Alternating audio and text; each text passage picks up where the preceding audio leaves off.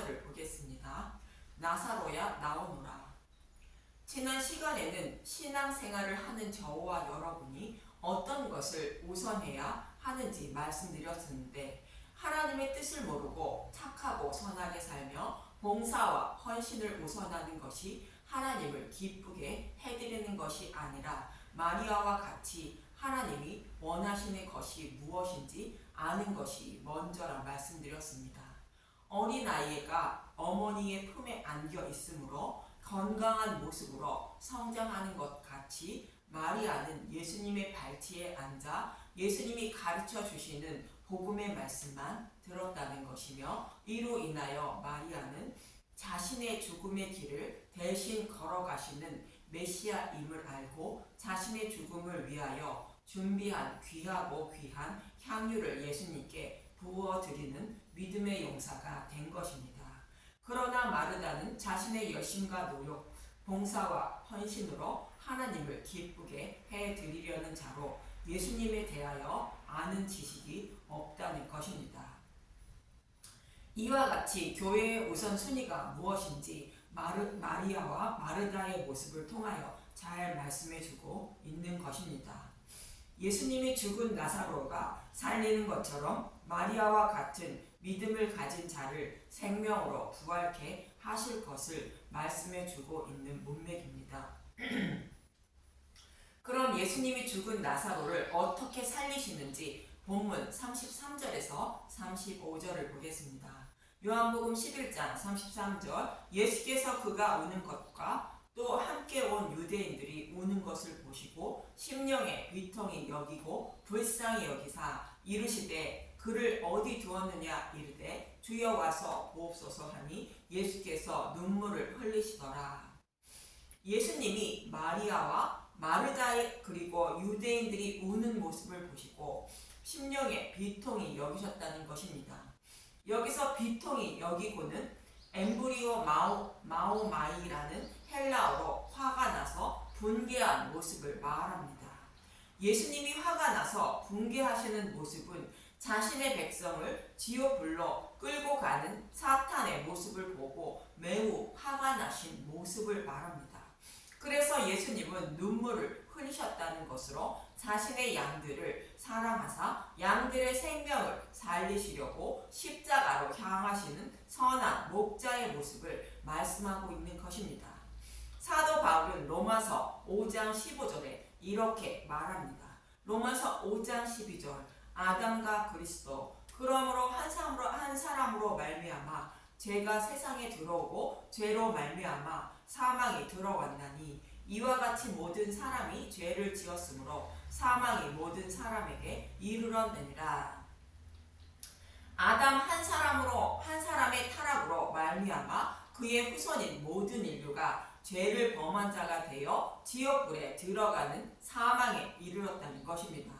그런데 예수님의 의로운 행위로 말미암아 많은 사람이 의롭다 여김을 받아 생명에 이르게 되었다고 이어지는 로마서 5장 18절에서 19절은 말하고 있습니다. 로마서 5장 18절, 그런즉 한 범죄로 많은 사람이 정죄에 이른 것 같이 한 의로운 행위로 말미암아 많은 사람이 의롭다 하심을 받아 생명에 이르렀느니라. 한 사람이 순종하지 아니하므로 많은 사람이 죄인 된 것 같이 한 사람이 순종하심으로 많은 사람이 의인이 되리라. 아담 한 사람이 죄를 범하여 모든 인류가 죄인이 되었는데 예수님이 모든 죄를 대속해 주심으로 많은 사람이 생명을 얻게 되었다는 것입니다. 이러한 일을 이루어 주시기 위하여 오신 분이 예수님임을 말씀하고 있는 것입니다. 이처럼 예수님은 우리의 생명을 살리기 위하여 오셨는데 본문 36절에서 40절을 보겠습니다. 요한복음 11장 36절, 이에 유대인들이 말하되 보라 그를 얼마나 사랑하셨는가 하며 그중 어떤 이는 말하되 맹인의 눈을 뜨게 한 이 사람이 그 사람은 죽지 않게 할 수 없었더냐 하더라. 이에 예수께서 다시 속으로 비통히 여기시며 무덤에 가시니 무덤이 구리라 돌로 막았거늘 예수께서 이르시되 돌을 옮겨 놓으라 하시니 그 죽은 자의 누이 마르다가 이르되 주여 죽은 자가 죽은 지가 나흘이 되었음에 벌써 냄새가 나나이다. 예수께서 이르시되 내 말이 내가 믿으면 하나님의 영광을 보라 하지 아니하였느냐 하시니, 마르다는 예수님이 죽은 나사로를 살리지 못할 것으로 여기시고 죽은 지가 나흘이 되었음에 벌써 냄새가 난다고 말하고 있습니다. 예수님에 대하여 잘 알지 못하는 마르다의 모습인데, 예수님은 돌을 옮겨 놓으라 말씀하십니다. 돌을 옮겨 놓는 모습은 안식 후 첫날 예수님이 부활하신 모습을 연상케 합니다. 누가복음 24장 1절에서 3절을 보겠습니다. 누가복음 24장 1절. 안식 후 첫날 새벽에 이 여자들이 그 준비한 향품을 가지고 무덤에 가서 돌이 무덤에서 굴려 옮겨진 것을 보고 들어가니 주 예수의 시체가 보이지 아니하더라. 십자가에서 죽으신 예수님이 부활하신 모습을 말씀하고 있는데, 무덤에서 돌이 옮겨졌다는 것으로 예수님이 부활하셨음을 말씀하고 있습니다.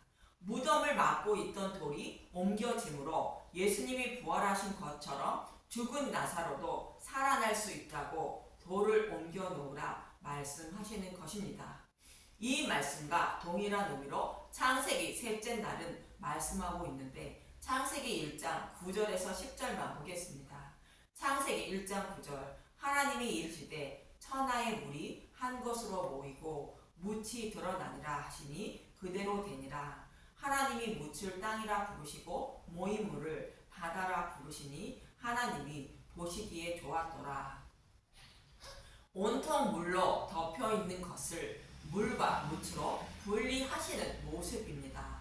여기서 물은 바다라 부른다는 것은 옛뱀이라기도 하고 사탄이라고 하는 자들이 전하는 다른 복음을, 곧 율법을 상징하고 있습니다. 이 모습을, 이스라엘 백성의 모습을 보면 율법을 온전히 지키며 하나님을 섬기고 있는 상태를 바다의 모습이라 말씀하고 있는 것입니다. 사람의 생명을 살리지 못하는 모습을 바다의 모습으로 표현하고 있는 것입니다. 그리고 묻이 드러난 곳을 땅이라 부른다는 것이며, 이 땅에 하나님의 백성들이 먹고 생명을 살릴 수 있는 풀과 씨 맺는 채소와 나무들이 자라나게 되는데, 이는 복음의 말씀을 말하는 것으로 하나님이 묻을 드러나게 하여 물과 묻을 분리하는 것은 율법 속에 감추인 복음을 드러나게 하여 율법과 곧 다른 복음과 복음을 구별해 주는 모습을 말합니다. 이렇게 셋째 날에 예수님이 죽으시고 부활하여 율법과 복음을 구별해 주심으로 무덤 속에 있는 저와 여러분의 생명을 살릴 수 있다는 뜻입니다. 모든 인류는 아담과 하와의 죄로 인하여 사형 선고를 받고 사형 집행 날짜만 기다리고 감방에 갇혀 있다며 이사야 42장 7절을 말씀하고 있습니다. 이사야 42장 7절. 내가 눈먼 자들의 눈을 밝히며 갇힌 자를 감옥에서 이끌어내며 흑암에 앉은 자를 감방에서 나오게 하리라. 이 말씀은 애굽이라는 감방에 살고 있던 이스라엘 백성들을 어린 양의 죽음으로 바로의 노예에서 해방시켜 구원해 주신 것처럼 구원해 주신다는 뜻인데, 사탄의 노예로 살아가는 저와 여러분이 감방에서 나오는 길은 율법 속에 숨겨있는 복음의 말씀을 십자가를 통하여 구별해 주셔야만 감방에서 나올 수 있다는 뜻입니다. 한 곳을 더 보면 닷단 아람에 도착한 야곱이 신부 라헬을 만나 양에게 물을 먹이는 모습입니다. 창세기 29장 9절에서 10절만 보겠습니다. 창세기 29장 9절. 야곱이 그들과 말하는 동안에 라헬이 그의 아버지의 양과 함께 오니 그가 그의 양들을 치고 있었기 때문이더라. 야곱이 그의 외삼촌 라반의 딸 라헬과 그의 외삼촌 양을 보고 나아가 온물 아기에서 돌을 옮기고 외삼촌 라반의 양떼에 물을 먹이고, 야곱이 온물을 덮고 있는 돌을 옮겨 양에게 물을 먹이는 모습과 같이 예수님이 죽으시고 부활하여 율법이라는 돌을 옮겨주시고 복음의 말씀을 먹여주셔야만 목마름을 해결받아 생명을 살릴 수 있다는 뜻입니다. 복음의 말씀을 먹지 못하면 목마름을 해결받지 못하여 생명을 살리지 못하는 것처럼 애굽에 있던 이스라엘 백성들도 유월절 양의 죽음이 아니면 출애굽하지 못하는 모습과 같습니다. 또 성경은 저와 여러분이 살아가는 이 세상을 거대한 무덤에 비유하여 말씀하고 있습니다. 바벨론 포로에 끌려간 이스라엘 백성의 모습을 마른 뼈가 가득한 무덤에 비유하여 에스겔 37장에서 말씀하고 있듯이 저와 여러분이 살아가는 이 세상은 하나님이 보시기에 마른 뼈가 가득한 무덤으로 죽은 나사로가 있는 무덤과 같은 모습인 것입니다. 그렇지만 하나님이 마른 뼈들에게 생기를 곧 생명의 기운인 복음의 말씀을 불어넣어 하나님의 군대로 만들어 주시는 것처럼 썩은 냄새로 가득한 무덤에 있는 자들에게 복음의 말씀을 먹여주시고 하나님의 군대로 만들어 주시는 것입니다. 저와 여러분에게는 예수님이 죽으시고 부활하여 율법이라는 돌을 옮겨 주시고 그 속에 숨겨진 복음의 말씀을 먹여 생명을 살리시는 모습과 같습니다.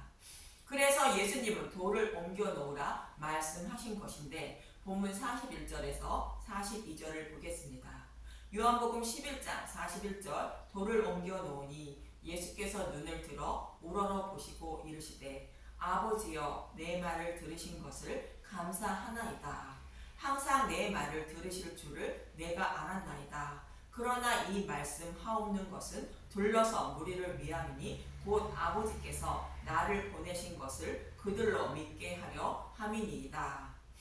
예수님이 기적과 이적을 행하시는 것은 예수님이 오시리라 약속하신 메시아임을 알게 하시고 믿게 하여 생명을 얻게 하려는 것이라 말합니다.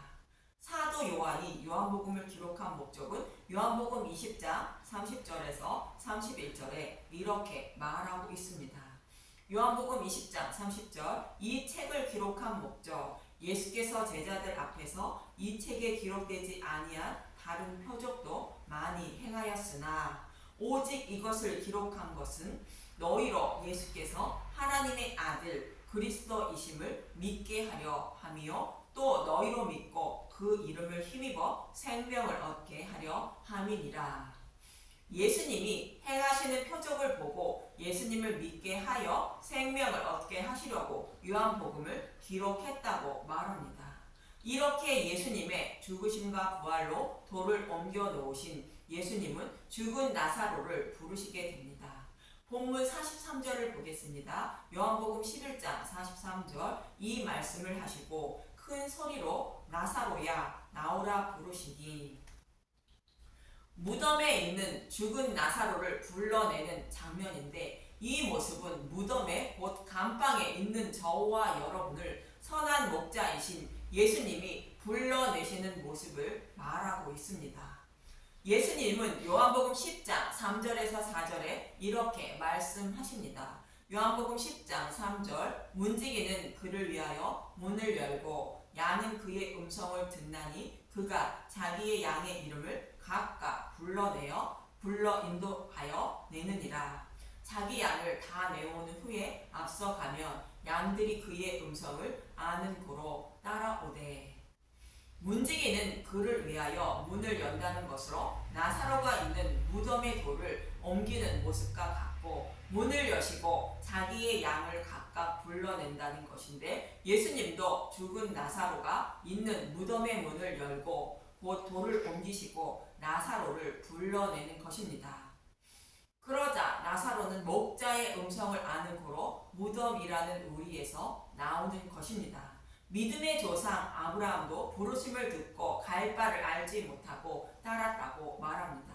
히브리서 11장 8절 믿음으로 아브라함은 부르심을 받았을 때 순종하여 장래의 유업을 받을 땅에 나아갈새 갈 바를 알지 못하고 나아갔으며 목자가 자신의 양을 부르듯이 여호와 하나님은 아브라함을 부르셨고 아브라함은 부르시는 음성을 따라 갔다는 것입니다.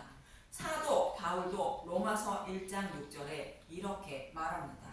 로마서 1장 6절 너희도 그들 중에서 예수 그리스도의 것으로 부르심을 받은 자니라.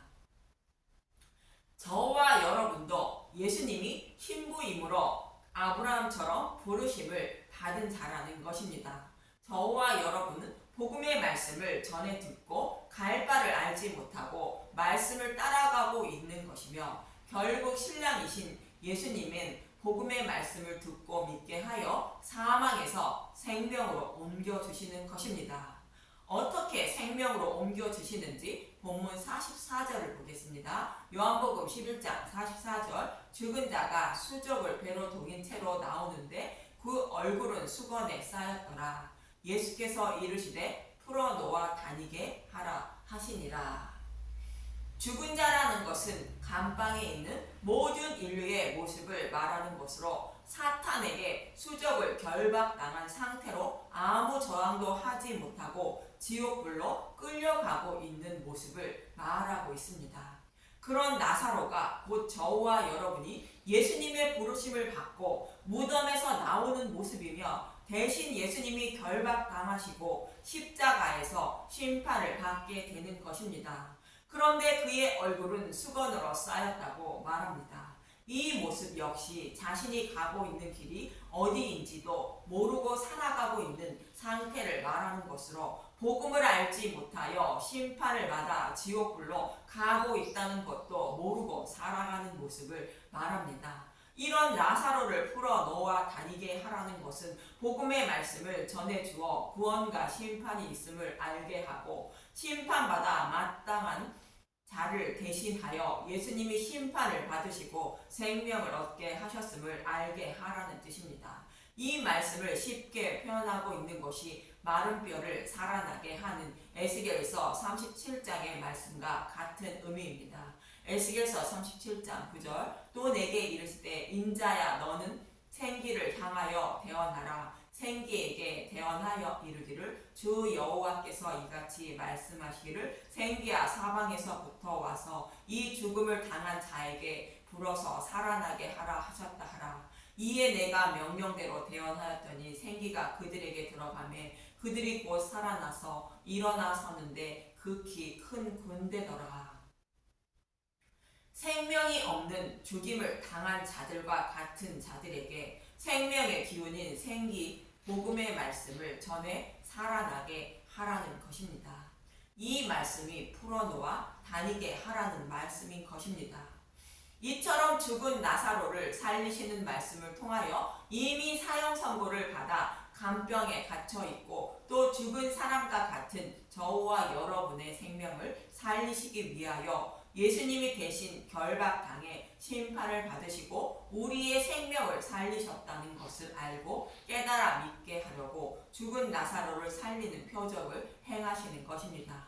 이러한 예수님의 은혜와 사랑을 복음의 말씀을 통하여 더 알아가는 분들이 되시길 간절히 소망하며 기도드립니다. 감사합니다.